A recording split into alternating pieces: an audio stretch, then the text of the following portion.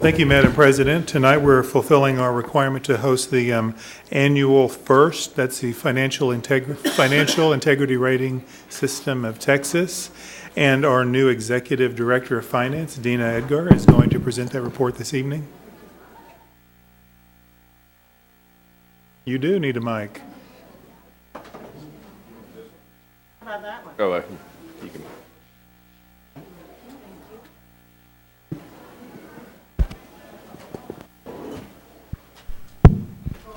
Can you put it there? Good evening.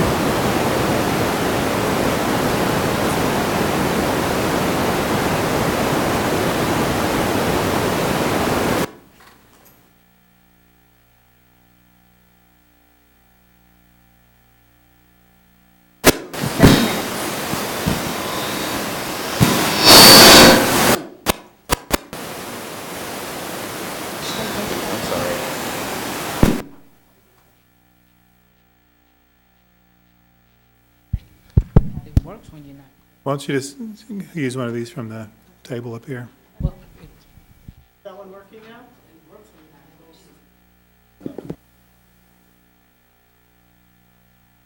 you're not.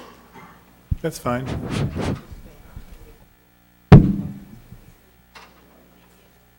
Okay. All right. Good evening. As Dr. Dupree said, my name is Dina Edgar. I'm the new Executive Director of Finance. And today I'll be presenting the results of our 12th Annual School First presentation. It's also a public hearing, so citizens will have the opportunity to comment at the end. Okay, so let's get started. For ease of delivery, I broke the presentation down into 3 sections. First, I'll provide a brief overview of what School First is. Then we'll take a look at Fort Bend's results. And finally, we'll review disclosures that are required by the Texas Education Agency. Okay, so School First is essentially a report card of the district's financial condition. FIRST is an acronym for Financial Integrity Rating System of Texas. It was developed by TEA in 1999, coming out of the 76th legislative session, and was put into play beginning in fiscal year '02. The report always lags a year behind, so the results I'm presenting to you this evening are based on fiscal year 12-13 data. And we're currently in our 12th year of the School First reporting, and Fort Bend has received a superior rating for all 12 consecutive years. And ratings are determined based on performance in 20 identified indicators. The indicators really can be broken down into these categories that measure solvency, accuracy, efficiency, and quality. The indicators are rated differently, where questions 1 through 6 just yield a yes answer with no points assigned, and then questions 7 through 20 are worth up to 5 points each. All the questions are designed so that the correct answer is always yes, which makes for some awkward questions. But the yeses are then added up for a maximum attainment of 70 points. The scoring rubric then will determine the status assigned to the district. And based on our fiscal year 12-13 data, Fort Bend scored a 70, which is the highest possible score we could attain. Okay, so let's take a look at our results. According to FIRST regulations, we are required to present results on all 20 indicators year over year. Tonight I'll be highlighting some areas of interest. I'm not going to go through all 20 accounting measurements. Let's begin with indicator 1, which is simply asking if the district's fund balance was greater than 0. So did the district have a fund balance? Our fund balance less restricted was $168.8 million. Question 3 is asking if the district was able to make its bond payment. Indicator 6 asks if there were any material weaknesses in our internal controls. And this is something that would have been identified in our annual independent audit. So there were no instances of material weakness. Indicator 7 is asking about our tax collection rate, and the rate that they're looking for is greater than 98%. Our collection rate for that fiscal year was 100.15%, and that includes delinquent taxes. Indicator 9 is asking if debt-related expenditures were less than $350 per student, which is quite low. Our debt expenditures did exceed that parameter. However, if we could demonstrate a tax collection per penny greater than $200,000, we qualify for a yes response, and our collection per penny for fiscal year 13 was $2.4 million. Indicator 14 is basically checking to make sure the district adopted a balanced budget.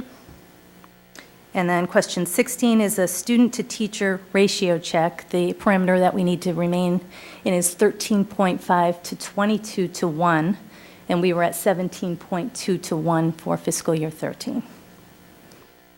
And finally, number 20 is asking if the district investments yield more interest than the 3-month Treasury bill. And this indicator was actually changed a couple years ago because of the declining economy and the interest rates sank. And it was a much higher parameter, but we met that parameter by 4 times the amount. So, okay.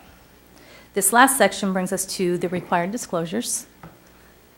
And we are required to disclose any gifts received from vendors over $250 and any business transactions that a board member or the superintendent may have engaged in with the district. As you can see, there have been no gifts and no business transactions. Additionally, we're required to show reimbursements by board member and superintendent, and these are made to be broken down in the format presented here tonight by meals, lodging, transportation, fuel, and other. And almost all of these reimbursements are related to registration fees and travel associated with conferences and/or district-related business events. Somewhat new to School First is the requirement to disclose responses to a financial solvency survey that we previously submitted. This survey is a new TEA initiative that began in 2011, and it's designed to alert districts of circumstances that could lead to financial insolvency. TEA also looks at, in addition to the survey, they also look at the past 2 years' CAFR, PEEM submissions related to actual expenditures, budget, staffing data, and student data, and also our tax rate. The survey is included in your packet this evening, and it's available this evening behind me over here with Jane for the public's review. It's important to note as well that the solvency report is based on fiscal year 14, unlike School First, which is based on fiscal year 13. And finally, we must provide information related to the superintendent's income. The superintendent's contract is available on our district website under the superintendent profile, and the superintendent did not receive additional compensation for work outside of the district for fiscal year 13.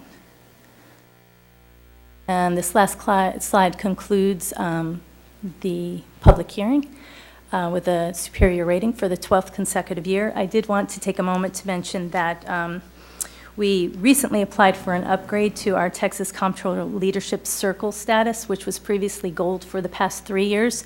And this is a program that recognizes local governments across Texas that are striving to meet a high standard of financial transparency.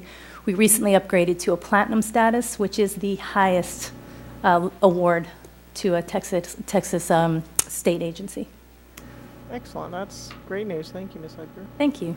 And with that, I'll open it up to any questions or any citizens' comments.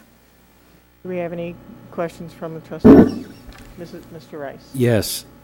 Could you please tell me that last certification, the platinum certification, what is that again?